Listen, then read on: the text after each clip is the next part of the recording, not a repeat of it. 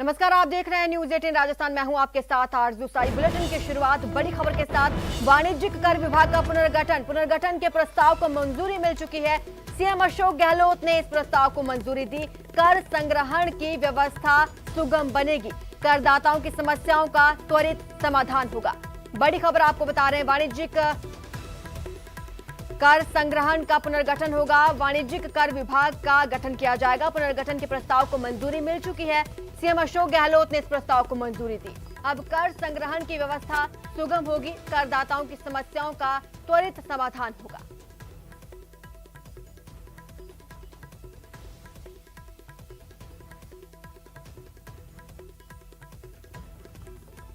CM Ashok Gehlot इस प्रस्ताव को मंजूरी दे चुके हैं। वाणिज्यिक कर विभाग का पुनर्गठन किया जाएगा। ऐसे में अब करदाताओं की समस्याओं का समाधान होगा। कर संग्रहण की व्यवस्था को और आसान, सरल बनाया जाएगा।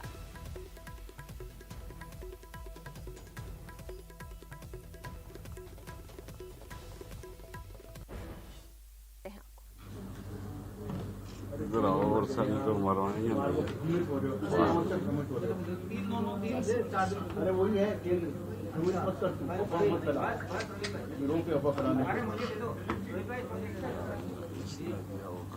सर, शुरू करें।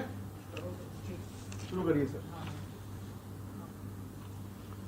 आज मैं आप सभी के समक्ष रीट परीक्षा का मुख्य समन्वयक होने के नाते सभी परीक्षार्थियों से अनुरोध करता हूं कि लंबे समय से शिक्षक बनने का सपना साकार करने के लिए आप मेहनत कर रहे हैं, वह समय आ गया है।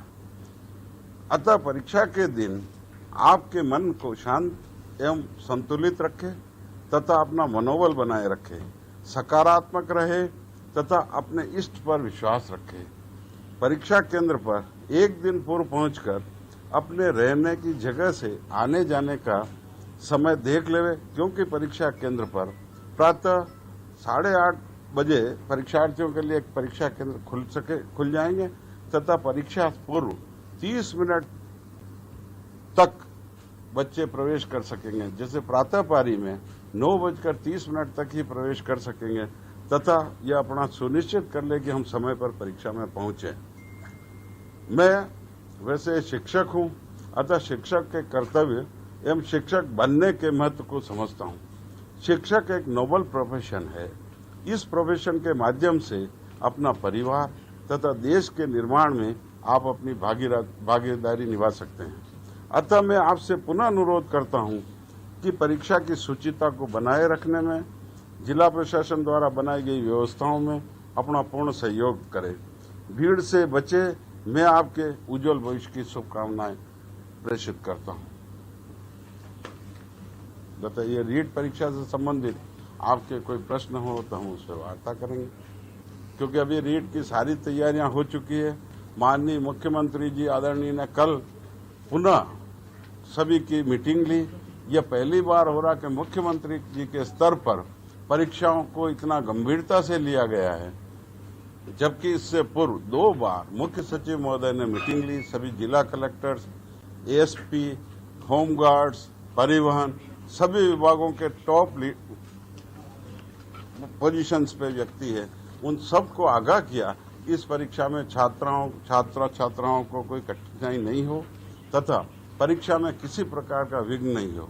एसओजी सतर्क है। बच्चों से किसी भी प्रकार की कोई अनैतिक कार्रवाई को रोकने में पूर्णतया अपनी प्रतिभा का कार्य कर रही है।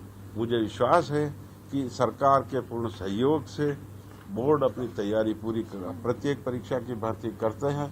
अतः ये हम परीक्षा करने में सफल रहेंगे। सर, पहला सवाल तो ये टोटल संवेदनशील केंद्र कितने हैं और उन पर निगरानी की क्या व्यवस्था?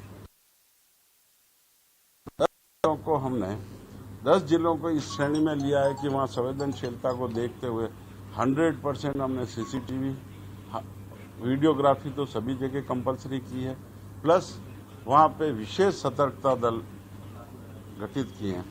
जबकि प्रत्येक 4 केंद्र पर पहले से ही एक फ्लाइंग लगाई गई है।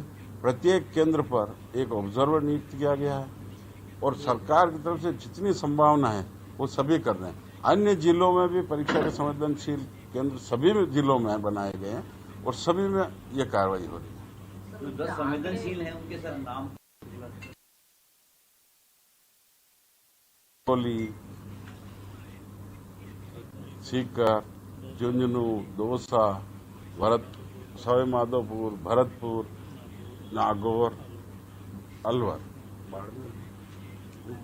सर आपने कहा 100% केंद्रों पर वीडियोग्राफी हो रही है, उसके बाद सीसीटीवी भी जो लगे हुए हैं उसकी मॉनिटरिंग बोर्ड पे किस तरह से की जाएगी? बोर्ड पे जिससे बाहर आप देख रहे हैं, हमने करीब 8 मॉनिटर लगाए बड़े बड़े, इन सब पर लाइव दिखेगा, प्लस हमारा एक मॉनिटर बैठेंगे 60 सर ये और 60 मॉनिटरिंग रूम है जिसमें आप लोग ये बैठे हैं, जहाँ बैठे हैं यहाँ पे 100 व्यक्ति 100 कर्मी बैठेंगे।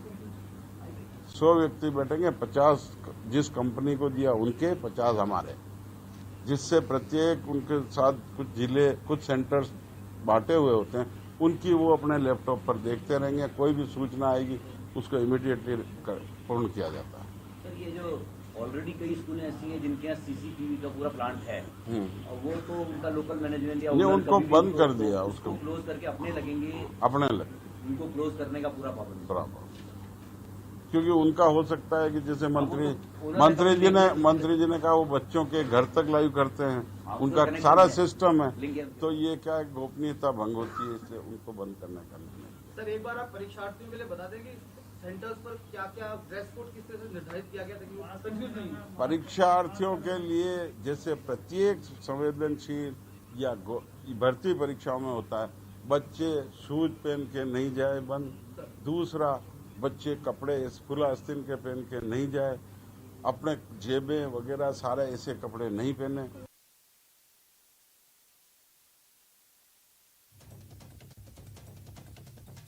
दिया तो उनको प्रॉब्लम होगी, बाहर रखवा दिया तो उसको प्रॉब्लम होगी, क्योंकि वहां बाहर केंद्र पर किसी भी सामान को संभालने के लिए कोई व्यक्ति नहीं उपलब्ध होगा। अतः सभी चीजें अपनी घर पे रख के आए। इवन वीक्षकों के लिए, मैं सभी शिक्षकों के लिए, ऑफिस के बाबुओं के लिए, क्लास 4 के लिए, चाहे वहाँ के सफाई कर्मचारी हो, सभी का लिए मोबाइल पूर्णतः प्रतिबंध। वो जहाँ रुकेंगे वहाँ रखेंगे। आदमी बाहर से गांव से अकेला आएगा, नहीं आएगा तो नहीं लेके आएगा, क्योंकि यहाँ रखने की सुविधाएं उसको स्वयं को अपने कॉस्ट पे करनी पड़ेगी। कि परीक्षा देने आ रहा भर्ती की, या चाहे यूनिवर्सिटी की परीक्षाएं देने आए, ये कोई गवर्नमेंट पे ऑब्लिगेशन नहीं है, या परीक्षा कराने वाली एजेंसी पे ऑब्लिगेशन नहीं होता है। भाई तो सर्वाधिक किस जिले में परीक्षा केंद्र है? जयपुर, न्यूनतम जैसलमेर में 17 है परीक्षा केंद्र और 593 जयपुर में। सब परीक्षा संपन्न होने के बाद जो OMR शीट्स हैं उनके कलेक्शन सेंटर्स की क्या डिटेल्स? उनके कलेक्शन सेंटर भी बना लिए गए प्रत्येक जिले में।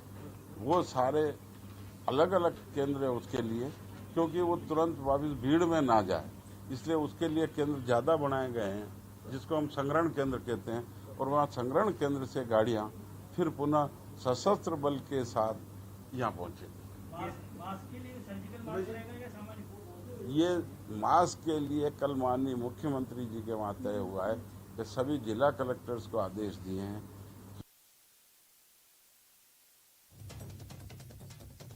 ब्लूटूथ होती है, तो हमारे माननीय शिक्षा मंत्री जी ने कहा कि मास्क वहीं से वितरित किया जाए।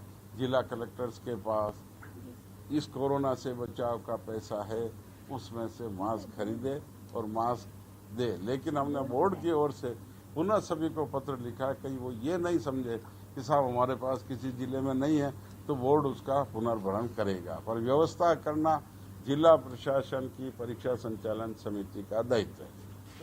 परीक्षा समाप्त होने के बाद जाहिर है कि सब आप लोग रिलैक्स हो जाओगे और कोई क्या होता है फोन पिक नहीं होता है, उस समय हमारी सबसे ज्यादा जरूरत हमको होती है कि भाई कितने लोग बैठे, कितने एब्सेंट रहे, कोई न्यूज़ आई, कोई कंप्लेंट कंट्रोल रूम पे आई। तो उपस्थिति की स्थिति और एब्सेंट की स्थिति का डाटा भी है ना, उस समय जैसे ही आपके पास कलेक्ट होता है वो इमीडिएट भेजने की उसके पे डिपेंड है सारा कि एग्जाम होने के बाद।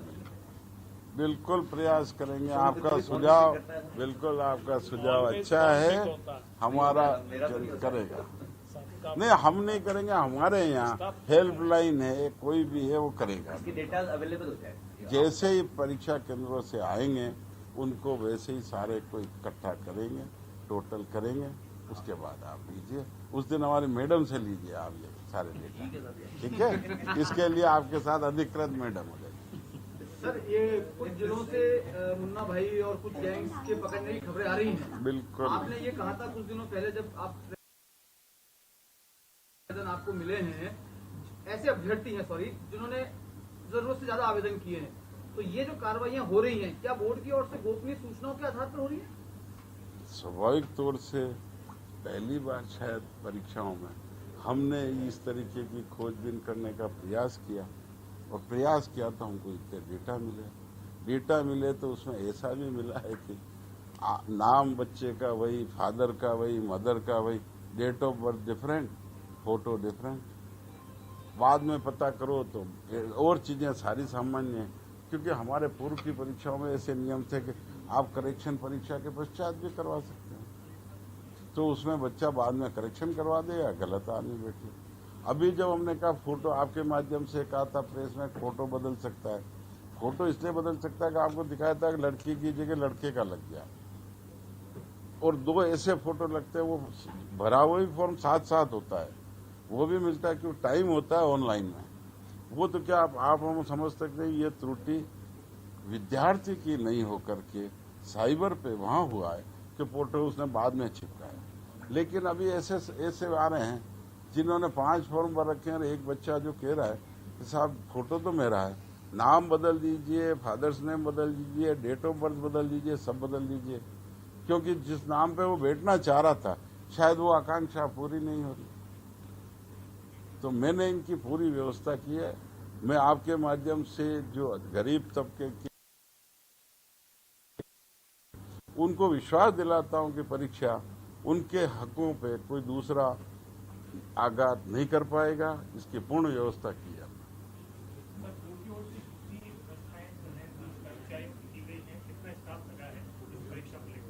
पूरा बोर्ड के सारे स्थायी कर्मचारी लगे हैं, सारे अधिकारी तो रोज यहाँ बैठते हैं, आप देखते हो, उनको काम उनको दे रखा है। ये क्या होगा, जैसे परीक्षा का यहाँ का बोर्ड कर्मचारी का कार्य परीक्षा का, तो कौन परीक्षा करवाता है, कौन।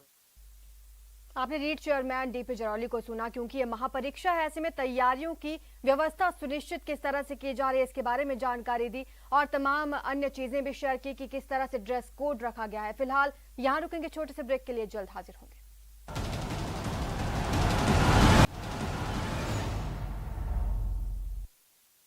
रीट परीक्षा से जुड़ी बड़ी खबर आ रही है। अब रीट परीक्षा के दौरान मुफ्त में परीक्षार्थी मेट्रो का सफर कर सकेंगे।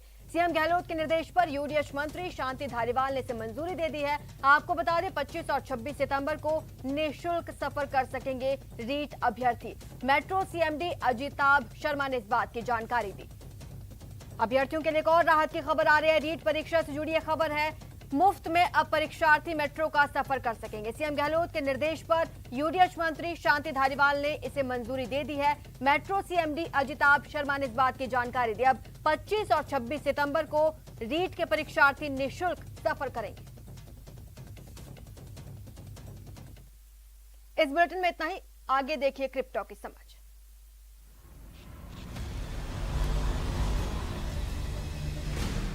Z and news 18 network present crypto की समझ। नमस्कार, मैं आपके साथ रंजना रावत और क्रिप्टो करेंसी ज़ेपे पर और नेटवर्क 18 की स्पेशल सीरीज क्रिप्टो की समझ में आपका स्वागत है। इस सीरीज के जरिए हम आपको क्रिप्टो करेंसी की दुनिया के सबसे लेटेस्ट न्यूज और अपडेट्स के बारे में बताने वाले हैं। सबसे पहले बात एक ऐसी क्रिप्टो की जिसने पिछले हफ्ते तहलका मचा दिया। शिबा INU कॉइन, एक मेमे बेस्ड क्रिप्टो करेंसी टोकन जो कॉइनबेस के प्लेटफॉर्म पर जुड़ने के साथ रॉकेट जैसा चल पड़ा। कॉइनबेस पर आते ही शिबा INU की वैल्यू में 35% का उछाल दिखा। यूजर्स coinbase.com और कॉइनबेस के मोबाइल ऐप पर शिबा INU कॉइन ट्रेड कर सकते हैं। अब डिबेट इस बात की है कि ये तेजी कॉइनबेस पर बढ़ती डिमांड का असर था या फिर एलन मस्क के ट्वीट का जादू। वैसे इस बार मस्क ने शिबा INU कॉइन पर कुछ नहीं लिखा, उन्होंने तो बस अपने नए पपी फ्लोकी की तस्वीर ट्वीट की थी और कहा, फ्लोकी हैज अराइव्ड। उसके बाद क्या था? शिबा INU कॉइन की ट्रेंडिंग वॉल्यूम 1101% की बढ़ोतरी दिखी और प्राइस 40% भाग गया। आपने सही पकड़ा, इसमें कोई रैशनली नहीं है, बस इत्तेफाक से फ्लोकी की ब्रीड शिबा INU है। हैकरों द्वारा अपने क्रिप्टो वॉलेट को खाली करने से कॉइनबेस कस्टमर नाराज कॉइनबेस अकाउंट को हैक कर दिया गया और फिर डार्क वेब पर $100 और $150 के बीच इसे बेच दिया गया। कॉइनबेस दुनिया में सबसे बड़े और सबसे ज्यादा मान्यता प्राप्त डिजिटल एसेट एक्सचेंज में से एक है और कंपनी नेस्डैक पर लिस्टेड है। CNBC के अनुसार कई कस्टमर कॉइनबेस से उतने ही नाराज हैं जितने वो इस अटैक से हैं। कॉइनबेस का कस्टमर सर्विस कम्युनिकेशन मुख्य रूप से ईमेल के जरिए से होता है। कई कस्टमर्स का कहना है कि वो कंपनी के रिप्रेजेंटेटिव तक पहुंचने के लिए स्ट्रगल कर रहे हैं। वहीं यूनाइटेड किंगडम में अब पेपल पर बिटकॉइन ट्रेडिंग सर्विस पूरी तरह से अवेलेबल है। इस ग्लोबल पेमेंट दिग्गज ने पिछले महीने इस सर्विस को शुरू किया था और अब यूके के सभी कस्टमर अपने पेपल अकाउंट के जरिए क्रिप्टो करेंसी को बाय, होल्ड और सेल कर सकते हैं। पेपल के कस्टमर फिलहाल 4 मेजर क्रिप्टो करेंसी बिटकॉइन यानी BTC, इथेरियम यानी ETH और लिटकॉइन यानी LTC और बिटकॉइन कैश यानी BCH को ट्रेड कर सकते हैं। क्रिप्टो के ट्रेड करने के लिए सिर्फ उन्हीं कस्टमर को इजाजत है जिनकी आइडेंटिटी वेरीफाई कर ली गई है। US के बाद यूके दूसरा देश है जहां पेपल क्रिप्टो सेवा दे रहा है।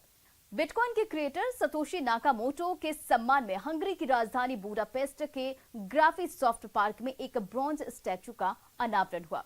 सतोशी नाकामोटो की उम्र, जेंडर, हाइट, वेट कोई नहीं जानता, तो उनकी अनजान छवि की प्रतिमा बनाना काफी मुश्किल रहा।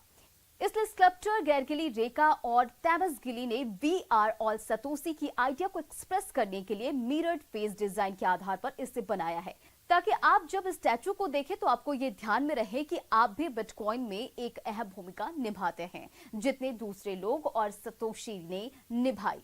अब हमारे साथ जुड़ रहे हैं विशाल सारस्वत। विशाल जी, आप ये बताइए कि शिबा INU को डोजी कॉइन किलर क्यों कहते हैं?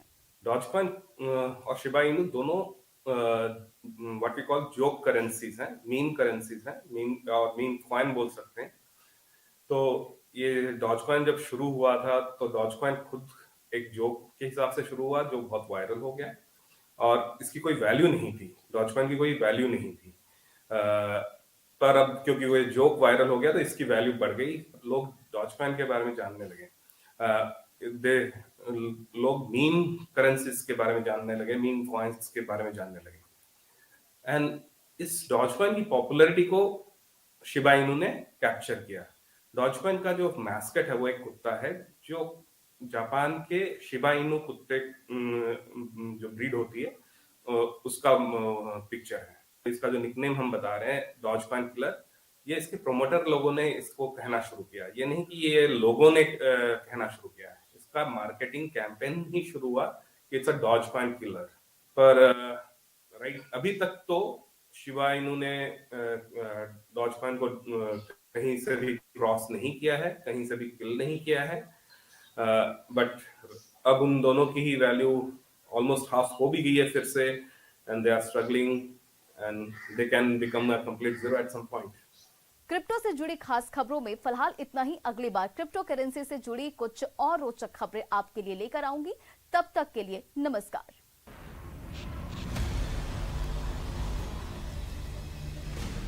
ZPay and News 18 network present crypto की समझ।